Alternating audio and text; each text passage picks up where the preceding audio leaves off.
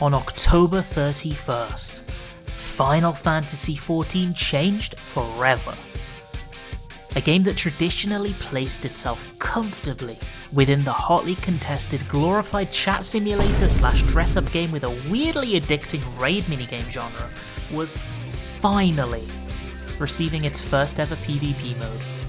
Players would be given the opportunity, at last, to mercilessly fight against one another for glory, to hone their skills and finesse the opposition. Warrior of Light versus Warrior of Light. Person versus person.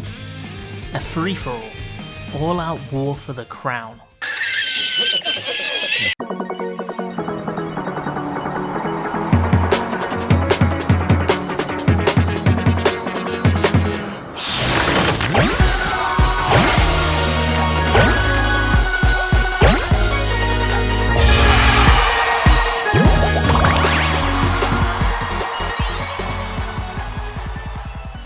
The Fall Guys and Final Fantasy XIV official collaboration event was added to the game. And my god, it was a bloodbath.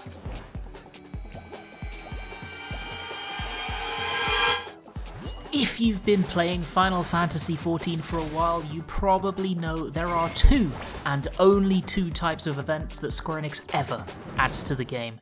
There are events where you go to one of 3 city-states in the same old positions to pick up the quest. You will complete a few quests one after another that have you undertaking the following. You furiously mash escape to skip cutscene.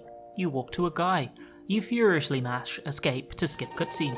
You walk to that guy's friend. You guessed it, you mash escape again. You hand over a coffee biscuit or something else to NPC number 3. We'd never remember his name, it doesn't matter. Once again, you are going to be pressing escape, and then you will do the same thing all over again 1 or 2 more times until you receive whatever handout is on display this time. As an optional extra, you can then head over to Lisa Lomasa to spam your newfound emote, or glamour your newfound outfit with your choice of boots, spoilers, it's the Type 2B boots, again, and show off for a few minutes before never ever using it again. Then, your job completed, you make your way back to the infamous Catgirl wall, content in the knowledge that you have one more tool in your instant messenger / dress-up portfolio, and you forget all about the event 5 minutes later.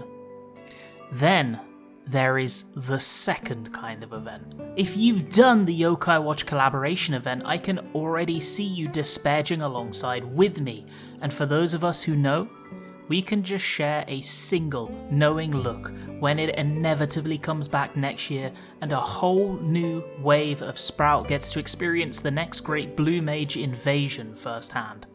To explain, every now and then an event releases that is living proof there are in fact things to do in Final Fantasy XIV contrary to popular belief. You're going to complete the same quest steps as before, you're going to see the completion achievement pop, and you're going to think, oh, nice, I'm done. And then, out of curiosity, you're going to check what's left to achieve in the event and what you need to do to fully finish it off. In the case of Yokai Watch, it was hundreds of mind-numbing fates in a Realm Reborn zones in order to farm low drop rate tokens, which you could then trade in for Fisher Price equivalents of weapons for each job, all in pursuit of completing the collection so that you can get yourself your very own cum mount. Or better yet, the radioactive cum mount. Wow! Alternatively, you can subsist on a diet of Monster Energy for a few years, and to this day I'm genuinely not sure which option is unhealthier. In the event's first release, Blue Mage didn't even exist, so you had to farm fates the old-fashioned way, and I do not recommend it because level syncing and hitting 11111 for 5 minutes straight 300 times in a row is not fun. But on reruns of this event, they not only eased the grind a little bit, they also added additional weapons and a neat little orange cat chair mount to sit next to your various cum mount collections. And I kinda prefer the cat mount, honestly. Then there was the Garo collaboration, which committed the most heinous crime imaginable in forcing players to queue for and then participate in frontline matches. But it wasn't just participating in frontline that you had to do, you had to grind PvP for wolf marks, which you would then use to purchase role-specific Garo gear, apart from melees and tanks who got shafted for some reason with job-specific gear, so you had to buy loads of sets for no reason at all. Completing a full set of gear gave you a title and an achievement, and before the dopamine hit of you sniffing freedom had even left your system, they then hit you with the kicker. You can use these titles in PvP games to work on one of 3 mounts that are specifically available from the event. And to get these mounts, you needed to win games for progress. Considering that in Frontline you have about the same ability to influence the match's outcome as the chances of Xeno showing up to his next stream sporting a pompadour. Oh my god! Oh my, what the fuck? It often resulted in a bit of a slog. Now, we come to the Fall Guys event. The event store is pretty standard. You play games and generate currency, which you can then use on some fancy clothes, a hideous mount, and the best minion in the entire world. There's the customary emote that every single person ever will be using for exactly 24 hours, and you can also use leftover currency to make some... You can buy squadron manuals. Raiding on light as a displaced Chaos resident is tough, okay? I need this. But then, you check the achievements. There's one for placing first 1 time. Seems pretty standard, that's fine. There's one for placing first 10 times. That's okay, I guess. Wait, there's a title for... Oh no. 100 overall wins. The title is so good too. It's Queen Bean or King Bean, and considering that this event is set to become unavailable for an undetermined period of time after 2 months, it might become fairly sought after too. I need it. So let's break it down and see just how much copium I'm inhaling to want to win 100 times without losing all hope. How do you win a game of Fall Guys in Final Fantasy XIV? Well, you and 23 other people will join together in a match-made lobby and then compete in 3 rounds with 1 single player, coming out on top of the 3rd round to win the metaphorical crown and add +1 to their achievement tally.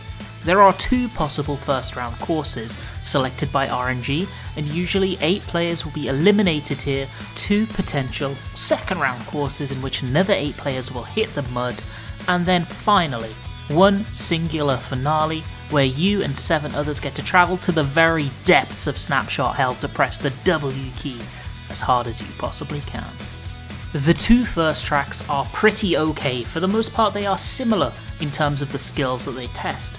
One of them opens up with the wacky wavy inflatable jumping puzzle, which I don't think any human has ever failed, followed by the get backwards arrow because it's just better mechanic. Once you're through those, you must contend with the spinnies that you definitely don't want to go innie, and then you'll do that one dungeon mechanic that you never expected to see ever again. But please, make sure you don't touch the balls. And lastly, you climb up the slope with yet more balls, but this time shafts as well, a great combo so I hear, and make sure you don't touch them, okay? The other potential first track emulates Takeshi's Castle in that you begin by running through some inflatable oversized axes that it is basically impossible to get hit by. Then you run the gauntlet through, which I affectionately refer to as the mechanic that I do not do. I just slide through and I let Heidelin take the wheel. It always works out just fine for me. The acceleration bombs are next, and for some reason this part of the course is one that I always see people go boom to. And for those people, I have a really top secret World Prog Raider tip. Just stop moving, forehead. Following this is the annoying spinny finger mechanic, and all I have to say is this: I hate you. I hate you. You are all the evil of the world, you knock off shitty Master Hand. Then you do a few jumps and you're done.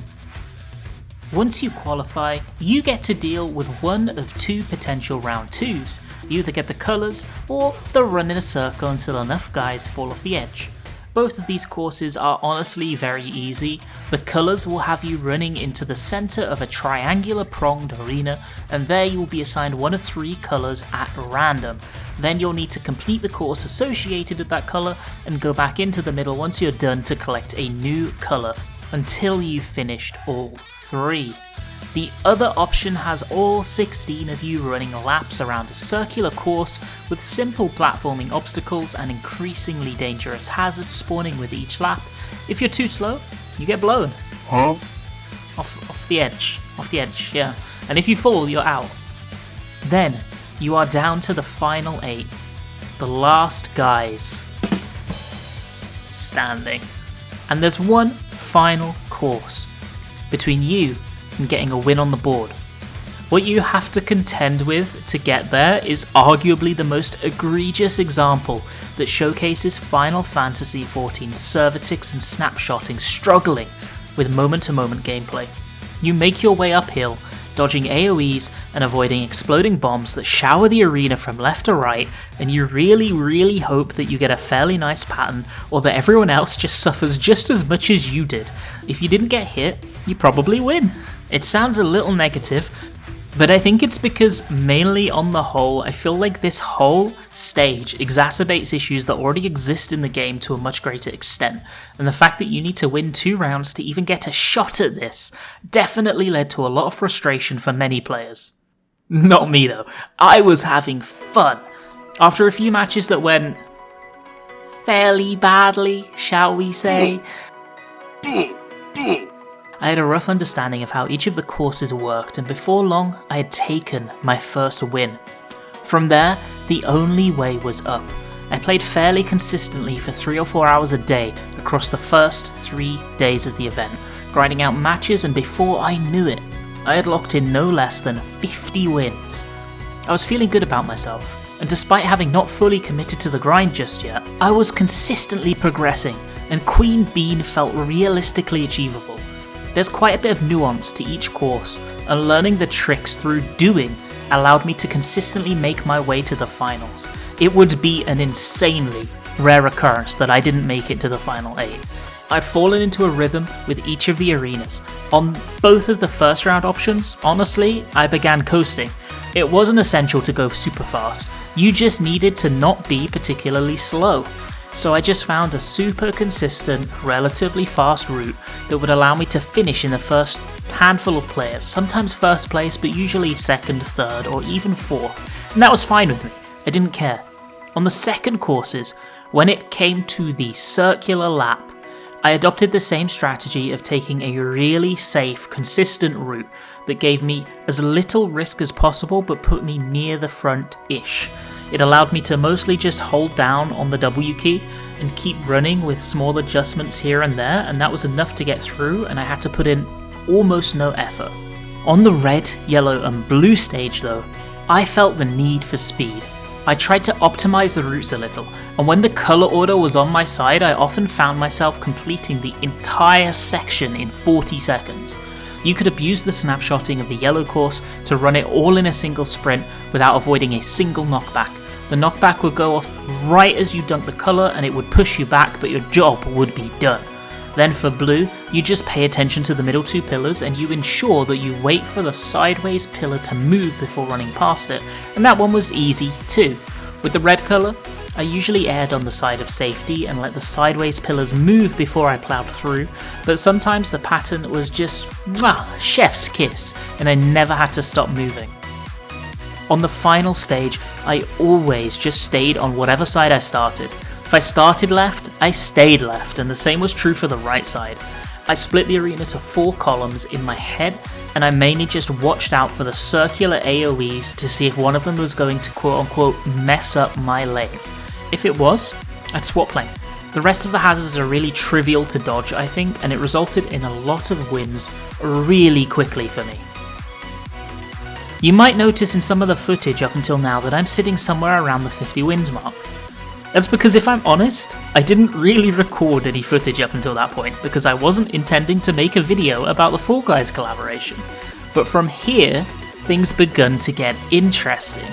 This is where the issues begun.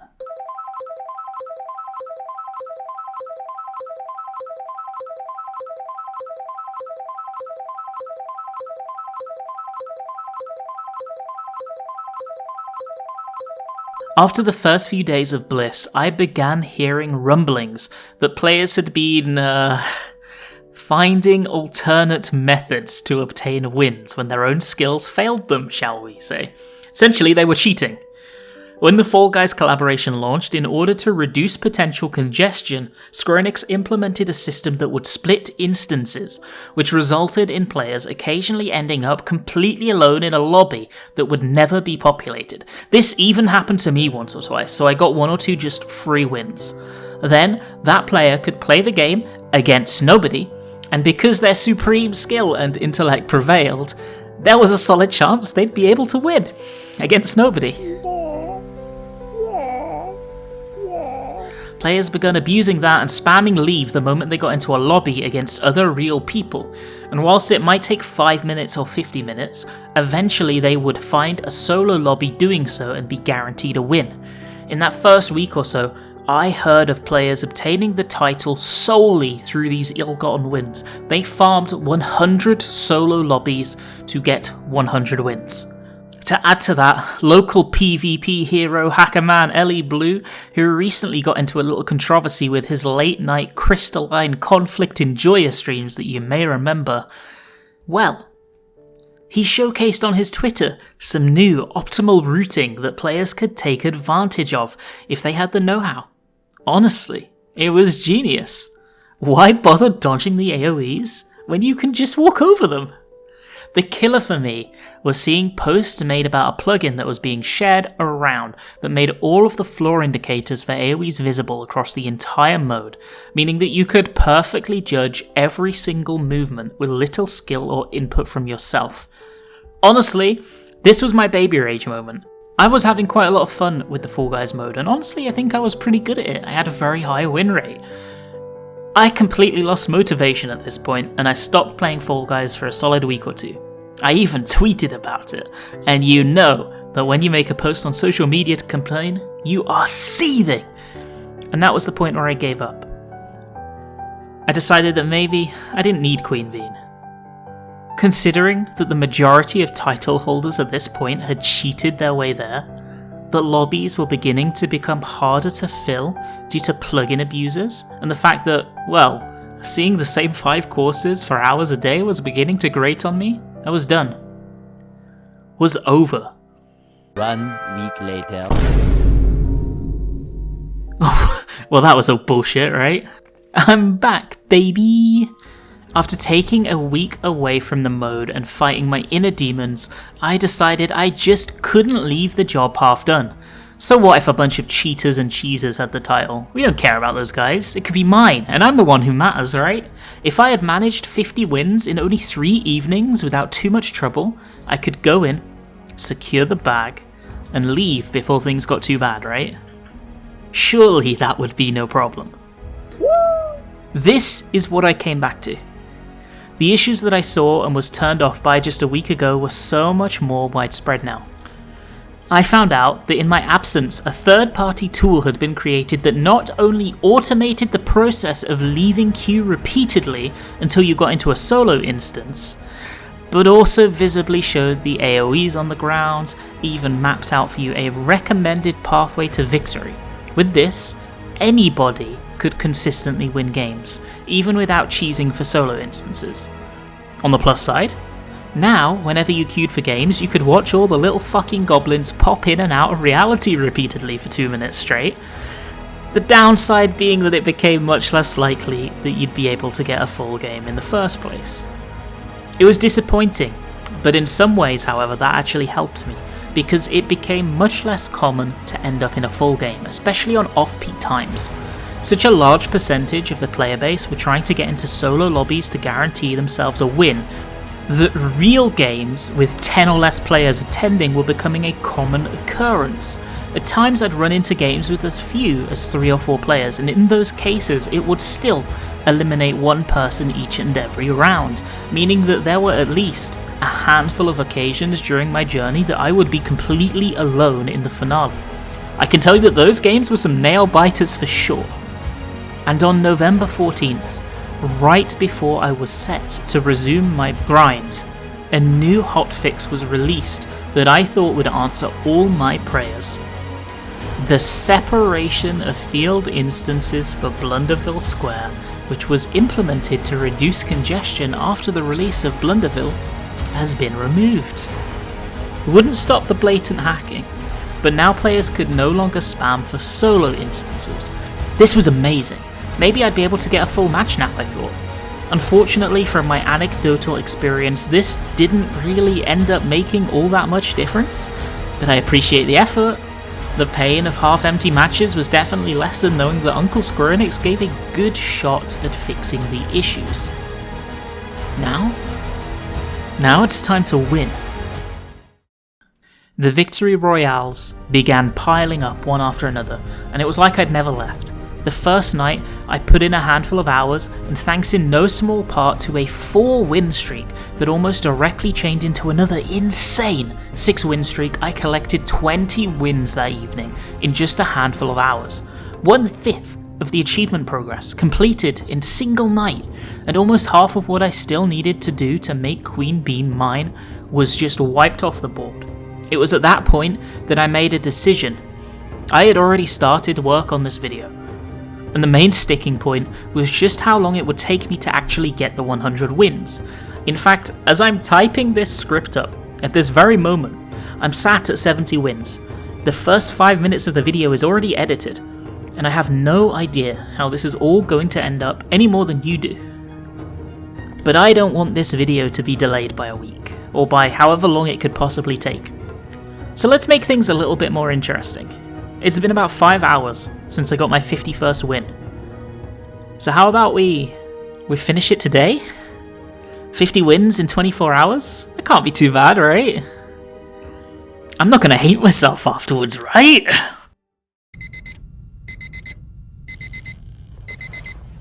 After a quick nap, which turned into a quick sleep, which turned into a full-length hibernation, Don't get it. I logged into the game, ready to get some dubs.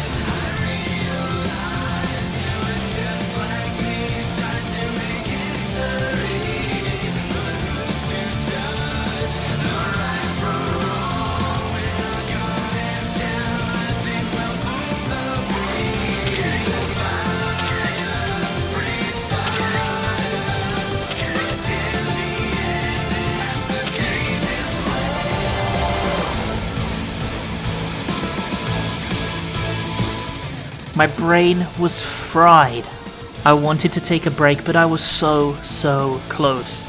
As the wins trickled in, I passed 80, then 90, then 95. Each one of these little win streaks gave me a second wind of motivation and kept me going. I noticed that I was really streaky in this game, but I'd either win like 3 or 4 games in a row, or I'd lose for half an hour straight with little to no in between. But before I knew it, I was at 99, and only one singular victory separated me from my prize, my beloved title. And this was the game that I got.